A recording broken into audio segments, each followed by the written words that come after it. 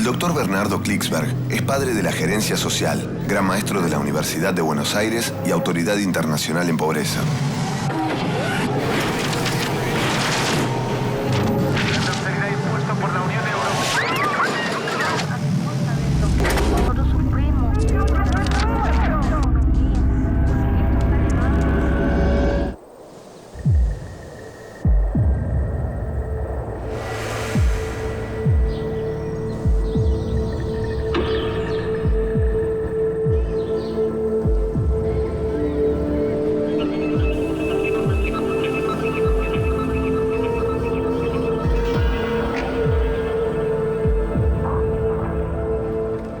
¿Sabía usted que el año pasado murieron 300.000 personas en el mundo a consecuencia de lo que se llama el cambio climático? No por asesinatos ni por guerras, sino por los desequilibrios tremendos que algunos sectores de la sociedad humana están generando en el clima. ¿Y sabía usted que hay cerca de 50 millones de personas que se han tenido que escapar de los lugares en donde vivían? Nuevamente no por guerras o por persecuciones, sino porque en esos lugares no se puede vivir más. Normalmente a la orilla de ríos y de mares, normalmente en zonas que el cambio climático ha afectado muy duramente, se los llama los exilados climáticos, un nuevo tipo de exilados que el género humano no había conocido en su historia.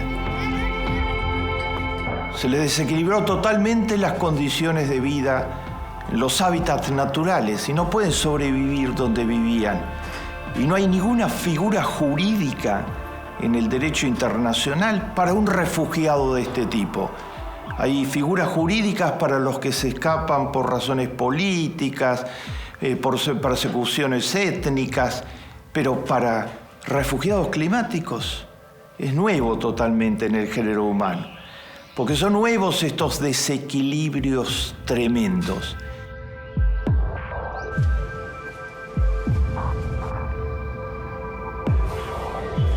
Y tanto los 300.000 que murieron el año pasado a consecuencia del cambio climático, como los 50 millones que en los últimos años se tuvieron que escapar de donde vivieron generaciones y generaciones de sus antecesores, la inmensa mayoría son pobres. Vamos a ocuparnos del cambio climático, de este que es uno de los mayores desafíos que enfrenta la humanidad en el siglo XXI.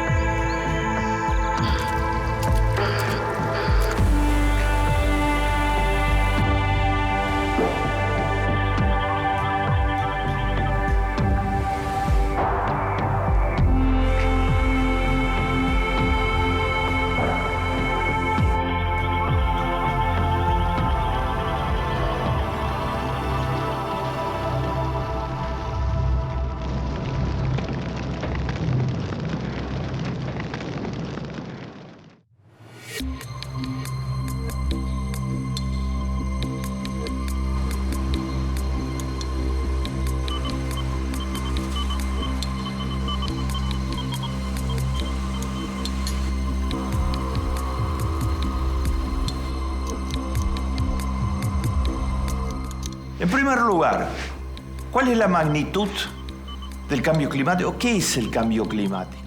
La atmósfera del planeta se está llenando de lo que se llaman gases invernaderos, gases contaminantes. El más notable de ellos es el dióxido de carbono. Esos gases son gases producidos por las industrias contaminantes. En primer lugar, las industrias del carbón y del petróleo. Por otra parte, simplemente el flujo de automóviles en la ciudad, que emite contaminaciones en gran escala hacia el medio ambiente. Y por otra parte, otras industrias que son muy tóxicas, que generan gases de este tipo.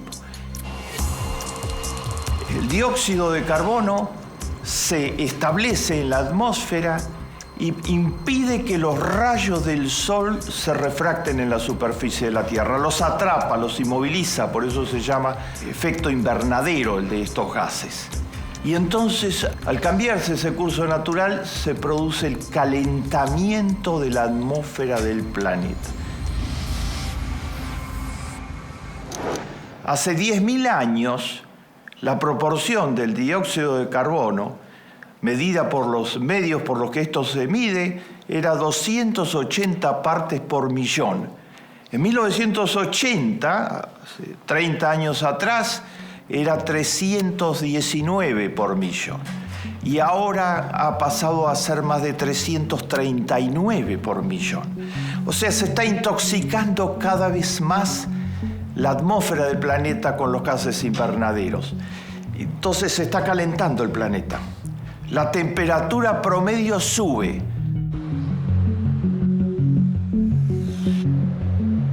Cuando usted se queja de que hace mucho calor o de que hace mucho frío y que nunca fue así y que por qué en Buenos Aires hay lluvias tropicales,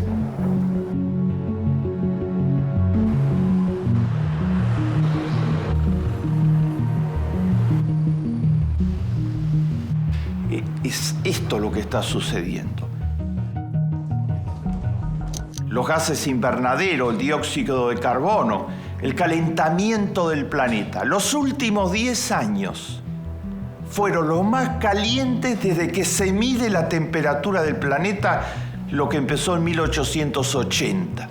O sea, los más calientes en 130 años de historia del género humano.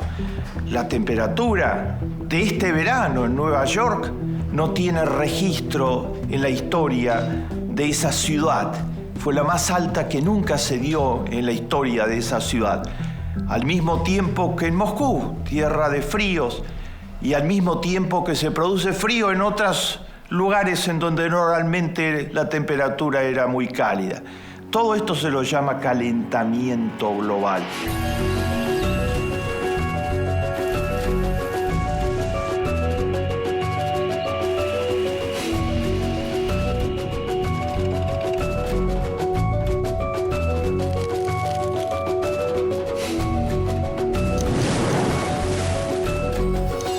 ¿Qué pasa cuando la superficie de la Tierra se calienta y sube como está subiendo todos los años actualmente por efecto de los gases invernaderos? Desastres de toda índole. Los impactos son desgraciadamente fenomenales. Se están violando las leyes de la naturaleza.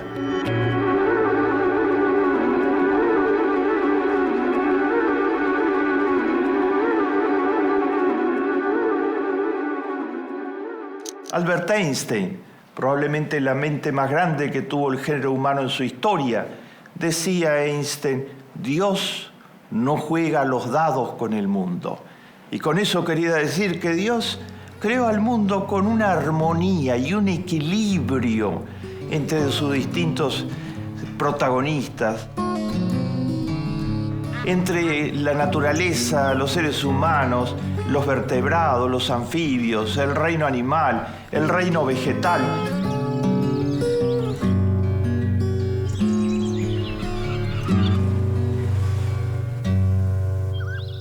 Y todo eso está siendo desbaratado por los intereses contaminantes del planeta que están destruyendo los equilibrios. ¿Y qué pasa?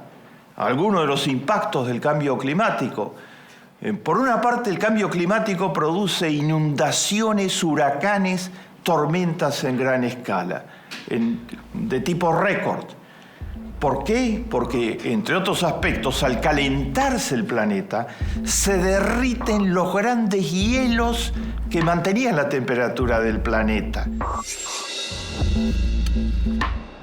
Se está derritiendo el Ártico, el océano Ártico. Se está derritiendo Groenlandia. Se está derritiendo los glaciares como el Perito Moreno. Se están derritiendo las grandes extensiones heladas del planeta, y esas aguas se vuelcan sobre los mares y sobre los ríos finalmente y se producen desbordes, inundaciones en escala inédita. Además se rompen todos los equilibrios ecológicos diseñados por la mano divina y eso genera los huracanes, los ciclones, los terremotos en una proporción que no se conocía en la historia del género humano. Eso arrastra desde ya a las poblaciones que viven cerca, arrastra las economías de poblaciones pobres en todo el planeta, pero además trae epidemias en gran escala. Las inundaciones, los huracanes han hecho recrudecer epidemias que se consideran superadas en la historia del género humano. Está aumentando el dengue, está aumentando la malaria, están aumentando los mosquitos transmisores de epidemia. Pero al mismo tiempo que hay inundaciones, hay lo contrario. El calor intenso produce la desertificación de zonas áridas del planeta. Zonas del planeta que no realmente tenían problemas climáticos serios por su aridez natural, ahora esos problemas se han agudizado mucho más. Porque los calores las han convertido en todavía mucho más áridas y han producido que zonas que tenían posibilidad de producir cultivos de manera natural en forma significativa se hayan convertido en zonas áridas. Eso se lo llama la desertificación del planeta, conversión en desierto, y está afectando, según los cálculos, a 700 millones de personas. Ese es el pronóstico, que están en las zonas en donde se está produciendo este fenómeno.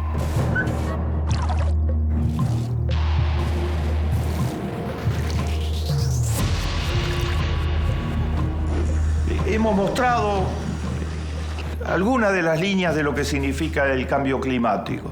Hemos mostrado algunos de sus impactos, déjenme agregarles uno más. 1 de cada 5 especies vertebradas está desapareciendo en el planeta.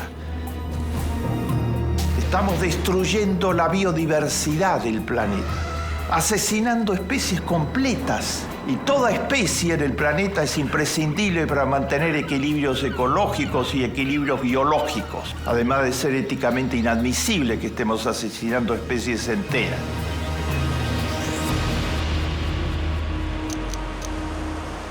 Tercer punto, ¿quiénes pagan los costos del cambio climático? Se los anticipaba, está medido. El Premio Nobel de la Paz le fue concedido hace pocos años atrás al panel creado por las Naciones Unidas de científicos que estudia el cambio climático. Ese panel está constituido por 2.200 científicos de 150 países. Trabajan como una comunidad científica, se intercambian la información y monitorean qué está pasando con el cambio climático. Y ellos advirtieron en su informe, los que están pagando el precio son los pobres del mundo, porque son los más vulnerables frente al cambio climático. En ciudades como Nueva York, o como Los Ángeles, o como París, o como Inglaterra, hay sistemas de protección, hay servicios de emergencia si se producen desequilibrios muy graves, hay modos de regular el calor y de regular los fríos intensos, hay sistemas de calefacción, hay sistemas de aire acondicionado.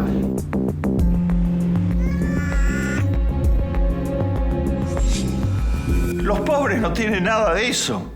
Si los afecta un desequilibrio, ¿a quién van a pedir ayuda? En los lugares en donde viven no hay servicios públicos de emergencia, ni quien los pueda ayudar, no tienen aire acondicionado, ni tienen calefacción. Si se les desequilibran las condiciones naturales, quedan expuestos a todos los desequilibrios. Y muchos de ellos son pescadores, que el cambio climático está cambiando todas las posibilidades, está destruyendo especies anfibias y la pesca. Vean ustedes, por ejemplo, el mayor derrame de petróleo se dio hace 2 años atrás, lo hizo la British Petroleum en el Golfo de México, por ahorrarse unos centavos. Según mostraron los jueces, esta empresa, una de las más poderosas del planeta, produjo la mayor descarga contaminante que se haya producido en muchísimos años. Inundó totalmente de petróleo el Golfo de México. Destruyó la pesca de la que se alimentaban, de la que vivían miles de pescadores. Mató una cantidad de obreros que trabajaban allá. Produjo un desastre ecológico total. por ahorrarse unos centavos, por maximizar los costos, sus ingresos, no tomó en cuenta medidas de precaución de carácter elementales. ¿Quiénes pagan los desequilibrios climáticos? Los pobres. Está calculado que en los países ricos, 1 de cada 1.500 personas, escuchen bien, 1 de cada 1.500 personas en el mundo rico ha sido afectado por el cambio climático. En los países pobres, 1 de cada 19 personas ha sido afectado por el cambio climático. O sea, 79 veces más. Los pobres, además de ser pobres, son vulnerables. En esa proporción, 79-1 de vulnerabilidad. Entonces, cuando se dice estamos todos en un mismo barco y el cambio climático nos afecta a todos y tenemos que preservar el barco, más o menos. Nos afecta a todos. El cambio climático va a afectar también a los muy ricos finalmente. Pero estamos algunos en camarotes de lujo y otros en las bodegas del barco. Y lo que se está negando en este momento son las bodegas del barco, que son absolutamente vulnerables. Un ejemplo dramático de lo que les estoy diciendo. Ojalá no tuviera que decirles ese ejemplo. Estalló en Japón una catástrofe natural gigantesca, tremenda. Se combinaron un terremoto de alta intensidad, un maremoto, y eso anegó las plantas nucleares y estallaron varias de las plantas nucleares de Japón. En total murieron 10.000 personas, porque Japón es un país muy bien organizado. Es una sociedad que ha dado prioridad a los servicios públicos y a la actividad protectora del Estado. Las desigualdades no son gigantescas. Entonces todo eso funcionó y permitió enfrentar esto, que fue un desastre, pero limitando los daños humanos. Estalló en Haití, poco antes, un terremoto muy fuerte, pero de menor intensidad que el de Japón, de menor registro sísmico que el de Japón. Y no hubo maremotos, ni había plantas nucleares, ni nada. El número de muertos multiplicó el de Japón infinitas veces en Haití, porque gran parte de Haití hay un 80% de pobres. Entonces gran parte de las viviendas donde vivían los pobres se cayeron, no tenían ningún tipo de construcción antisísmica. Sobrevivieron la vivienda de los ricos de Haití, que esas tenían sistemas antisísmicos y estaban edificadas en lugares que en caso de que pasara algo tenían otras posibilidades de resistencia. Los pobres pagaron totalmente el terremoto de Haití con sus vidas. Se convirtió en un gigantesco campo crematorio Haití. Y hasta el día de hoy hay millones de desplazados y de refugiados como producto de la catástrofe natural. Eso es apartheid climático. Eso es la desigualdad que significa la distinta vulnerabilidad de pobres y ricos frente al cambio climático. Les he mostrado qué es el cambio climático. Les he mostrado los impactos que tiene. Les he mostrado cómo es totalmente desigual para pobres y para ricos.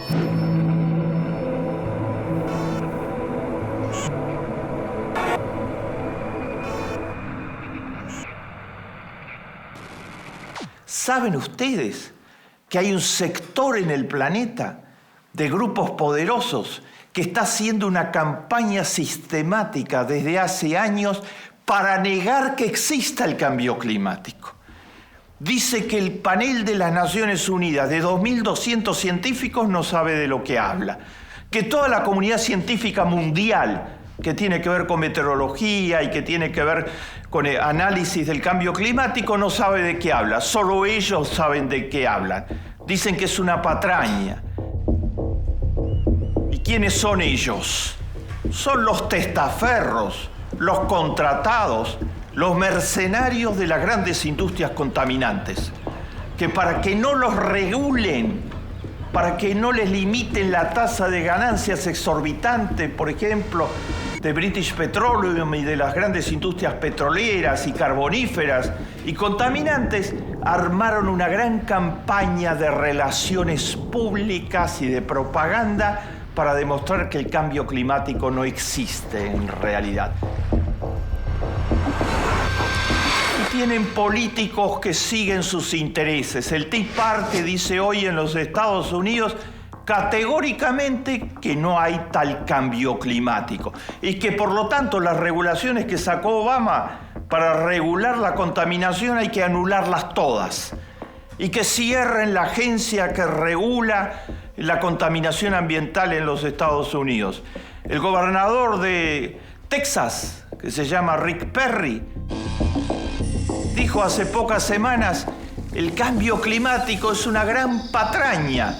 Y el New York Times, el principal periódico de los Estados Unidos, le contestó: al mismo tiempo que usted estaba diciendo que el cambio climático es una gran patraña, Texas tenía el mayor incendio forestal de su historia, producto del cambio climático, del ascenso total de las temperaturas que hizo estallar los bosques en fuego finalmente. Los negacionistas saben que están diciendo estupideces en definitiva, pero están protegiendo los intereses de los que no quieren ser regulados, que forman parte del 1% que explota al planeta en su conjunto.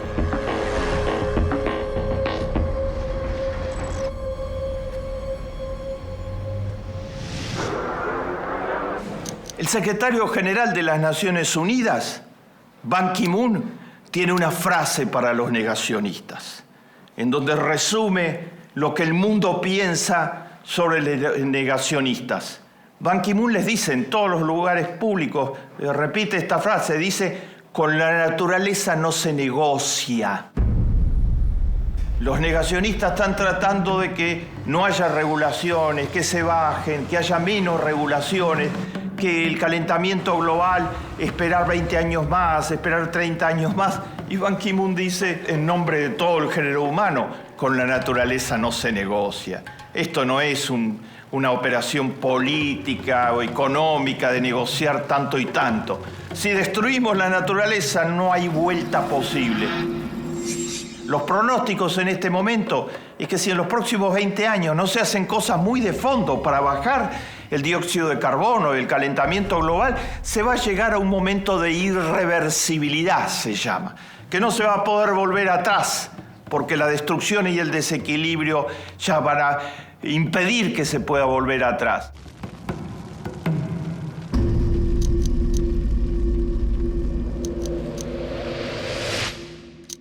El último punto, hemos mostrado los impactos, hemos mostrado los desastres que causa el calentamiento global, hemos mostrado su impacto sobre los pobres del mundo, que agrava todavía más su pobreza, hemos mostrado cómo los intereses más reaccionarios y retrógrados del planeta están hoy en el negacionismo del cambio climático. ¿Hay salida? Claro que hay salida, claro que hay salida. Hay salida desde todos los puntos de vista. Hay que dar dos batallas. En primer lugar, hay que dar la batalla contra el negacionismo. En eso gran parte del género humano, las sociedades civiles, medios independientes, los políticos realmente representativos de la población, vienen educando al mundo que el negacionismo es una teoría perversa de las tantas que ha habido en la historia del género humano, como las que querían justificar la esclavitud, por ejemplo. El ser humano puede inventar cualquier cosa para tratar de justificar, apoderarse del poder, de las riquezas y de la vida de otros. Inventó pretextos para justificar la esclavitud. Hitler inventó pretextos para justificar su intento de apoderarse de todo el planeta, que los judíos, que los gitanos eran seres inferiores y que había que suprimirlos de la faz de la tierra. En primer lugar, hay que dar la pelea contra el negacionismo, pero al mismo tiempo hay que construir alternativas. Las hay. Regular la emisión de dióxido de carbono y la existencia de las industrias contaminantes. Generar energías limpias. Aprovechar mucho más como fuente de energía los saltos de energía hidroeléctrica, la energía que puede venir desde el fondo del mar, desde el fondo de la tierra, la energía eólica, la energía de los vientos, la energía solar, la energía que el sol genera. Todas esas son fuentes de energía y hay otras, están en proceso de exploración y de avance importante.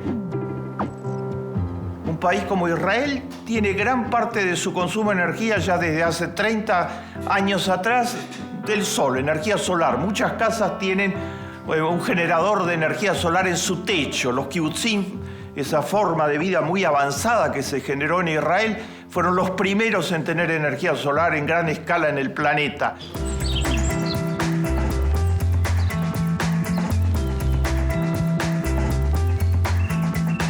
En las Islas Canarias, en España, toda la energía es una zona de altos vientos, es eólica. Aprovechan toda la energía de los vientos y toda la energía es de esa base que es una energía absolutamente limpia.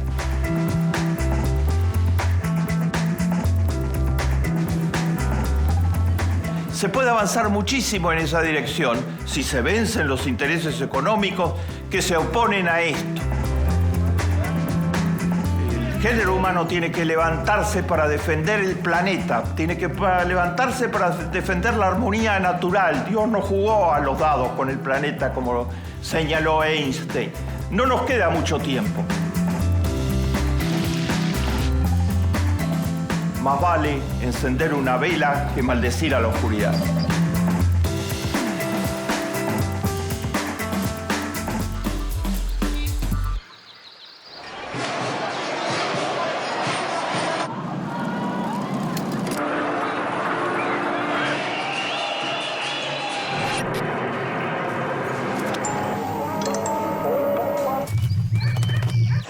Millones de personas